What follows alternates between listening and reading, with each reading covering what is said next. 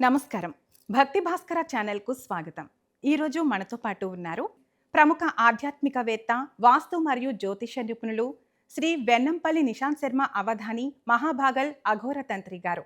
ఈరోజు మనకున్న ధర్మ సందేహాలను గురించి గురువుగారిని అడిగి తెలుసుకుందాం. నమస్కారం గురువుగారు. మహాదేవ. గురువుగారు, ధనస్సు రాశిలో పుట్టిన వారి లక్షణాలు ఎలా ఉంటాయి? వారి గుణగణాలు ఏంటి? వారు జీవితంలో ఏం చేస్తే వృద్ధిలోకి వస్తారు? చాలా చక్కటి ప్రశ్న తల్లి.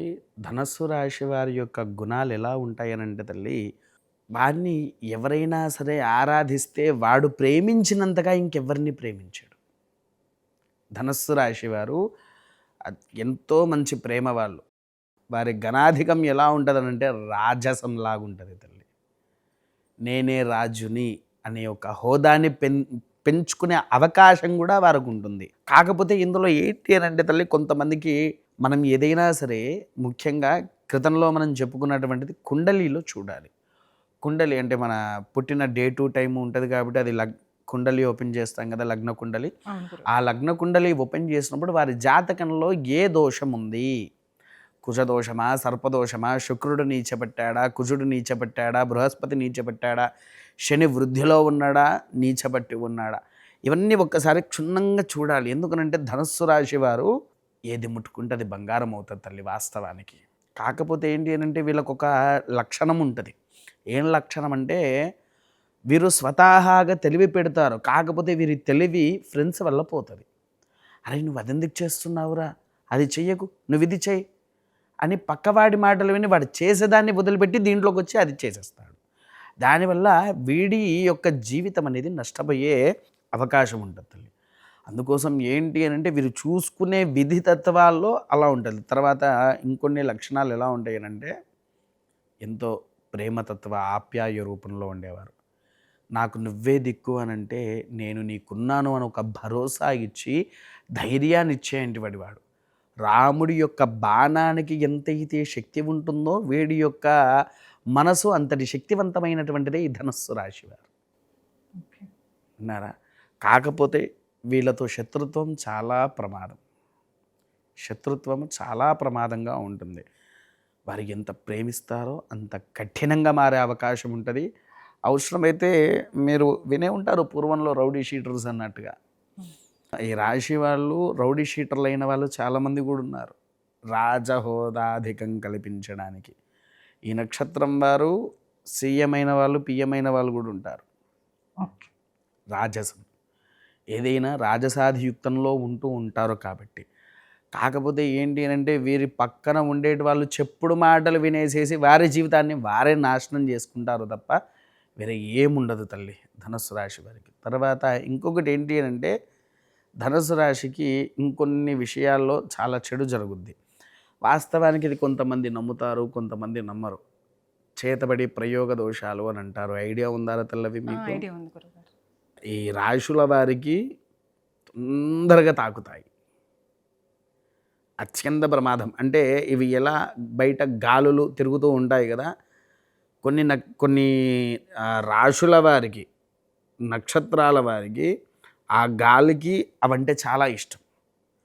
వెంటనే వాళ్ళలో ప్రవేశించడానికి కోసం చూస్తాయి. ఒక్కొక్కసారి మానసికమైనటువంటి ఆందోళనకు కూడా గురి అయ్యే అవకాశాలు ఉంటాయి వారికి ఆ గాలులు సోకడం వల్ల. గురువుగారు, మీరు అన్నట్టు ఈ గాలి ధూళి అనేవి మానసికంగా బలహీనంగా ఉన్న వారి మీదకి ఎక్కువగా ప్రవేశిస్తూ ఉంటాయి. వాళ్ళను చిందరవందర చేసి చిన్నాభిన్నం చేస్తుంది వాళ్ళ కుటుంబాన్ని. ఇలా గాలి సోకి మరణించిన వాళ్ళు నా కళ్ళతో నేను ఒక 9 మందిని చూసా తల్లి. ఇట్టి గాలి సోకి ఇదే ధనుస్సు రాశి వారిని. వారికి ఉన్నటువంటి ప్రమాదం ఇది ఒక్కటే, వేరే ఏముండదు.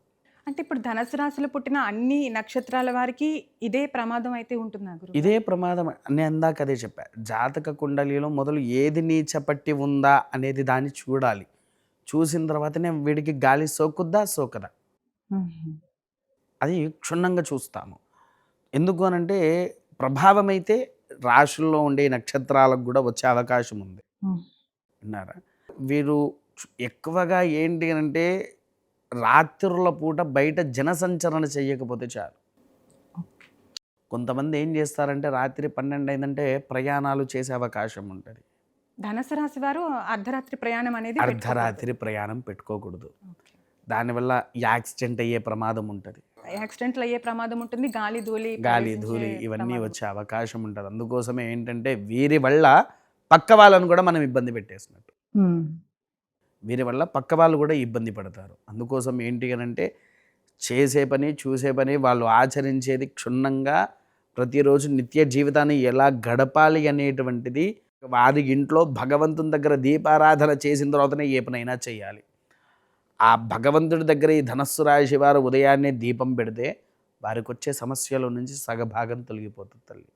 ఇది కాకుండా ఈ ధనుసు రాశి వారు వృద్ధిలోకి రావాలి, ఇలా రౌడీ షీటర్లుగా కాకుండా ఇలాంటి ప్రమాదాలు ఇలాంటి నష్టాలు కలగకూడదు అంటే ఎలాంటి పరిహారాలు చేస్తే బాగుంటుంది గురువుగారు? పరిహారాలంటే తల్లి మనకు ముఖ్యంగా ఎంతో గురుతత్వాధికంలో ఉండేటువంటి సాక్షాత్కారుడైనటువంటి త్రిమూర్తి హంసలో జన్మించినటువంటి దత్తాత్రేయుల వారి యొక్క దర్శనం కానివ్వండి, దత్తాత్రేయుల వారి యొక్క పూజలు కానివ్వండి, ఇంట్లో వారు ఆచరించిన ప్రతి గురువారం రోజు దత్తాత్రేయుల వారికి ఒక 3 కిలోలు కానివ్వండి, 5 కిలోలు కానివ్వండి పులిహోర కానీ దద్దోజనం కానీ తయారు చేసి రోడ్డు మీద ఉండేటువంటి బిచ్చగాళ్ళకైనా సరే బీదవాళ్ళకైనా సరే రోడ్డు మీద పెట్టేసి వారికి ఆ యొక్క పులిహోరను ప్రసాదంగా వారికి ఇస్తే అది వారు ఎప్పుడైతే తింటారో ఇటువంటి సమస్యల్లో నుంచి నివారణ అవకాశం బాగుంటుంది తల్లి. అదొకటి. ప్రతి అమావాస్యకు ఈ నక్షత్రం వారు దగ్గరలో ఒక 20 మందికైనా అన్నదానం చేస్తే అద్భుతమైనటువంటి ఫలితం వారికి వస్తుంది తల్లి.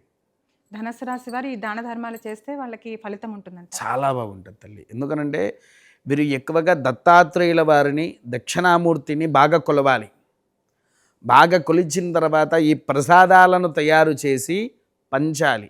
గురు పౌర్ణమి వచ్చినప్పుడు మాత్రము మీకు తెలిసిన గురువు ఎవరైతే ఉన్నారో ఆ గురువు దగ్గరికి వెళ్ళి కాళ్ళకు పాదప్రక్షాళన చేసి వస్త్రదానాధికాలు చేసి గురు పూజ గావించి గురు పూజ చేసిన తర్వాత ఇంటికి వచ్చి మళ్ళీ నైవేద్యం వండేసి స్వామివారికి నివేదన చూపించి 10 మందికి దానం చేస్తే అసలు వారిలో ఉండేటువంటి దరిద్రమైనటువంటి దోషాలు, మిత్రులు చెప్పేటువంటి యొక్క చెప్పుడు మాటలు విని వారి జీవితాన్ని పాడు చేసుకోకుండా ఆ దత్తాత్రేయుల వారు వీరిని కాపాడతారు. దక్షిణామూర్తి కానివ్వండి, దత్తాత్రేయుల వారు కానివ్వండి, వీరు కాపాడతారు. కాబట్టి ఇది ఆచరిస్తే సరిపోతుంది తల్లి.